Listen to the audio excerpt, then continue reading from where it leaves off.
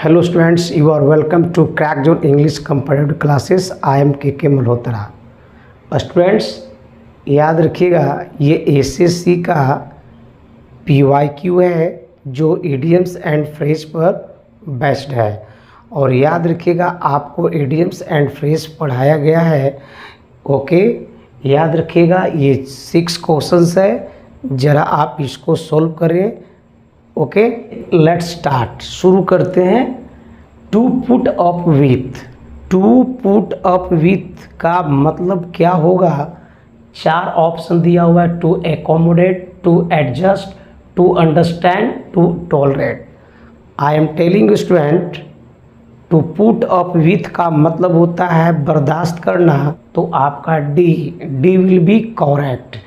To understand का मतलब समझना होता है, एडजस्ट नहीं है, टू अकोमोडेट नहीं सर।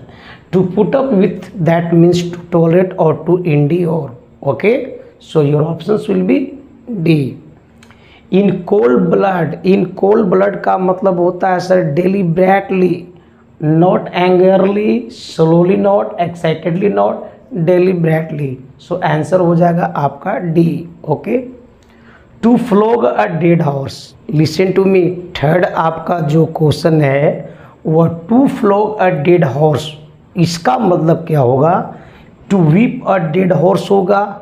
याद रखिएगा ये आउट हो गया।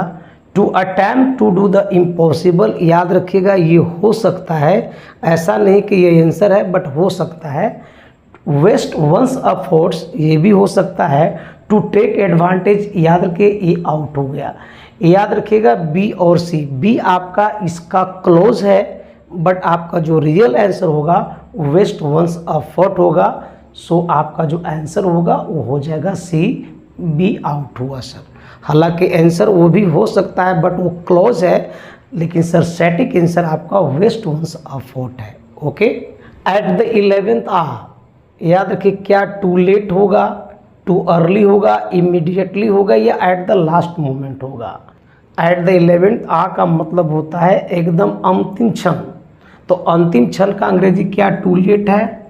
नहीं। क्या टू अर्ली है? नहीं। इमीडिएटली का मतलब होता है एट वंस, तुरंत, ये भी आउट हुआ। आपका जो आंसर होगा वो डी होगा, at the last moment. Okay, to add fuel to fire, क्या बेइज्जती करना होगा, अपमान करना होगा? टू इंसल्ट, ये भी नहीं होगा। टू कॉमेंस का मतलब होता है टू स्टार्ट, शुरू करना, नहीं। याद रखिएगा टू इनसाइड, टू इनसाइड का मतलब होता है भड़काना, तो आपका जो आंसर होगा वो हो जाएगा D. Okay, to feel like a fish out of water, याद रखिएगा फिश आउट ऑफ वाटर का मतलब होता है बेचैन, और बेचैन हो तो सर वह याद रखिएगा कंफर्टेबल तो है नहीं, तो कंफर्टेबल का निगेटिव के यहाँ पर अनकंफर्टेबल, तो आपका जो आंसर हो जाएगा वो हो जाएगा बी, रिलैक्स्ड नहीं, डिसअपॉइंटेड नहीं, डिसगस्ट नहीं। आपका जो आंसर होगा अनकंफर्टेबल होगा। यदि वीडियो पसंद आए तो लाइक, शेयर एंड सब्सक्राइब कीजिएगा। मिलते हैं अगले वीडियो में, तब तक के लिए धन्यवाद।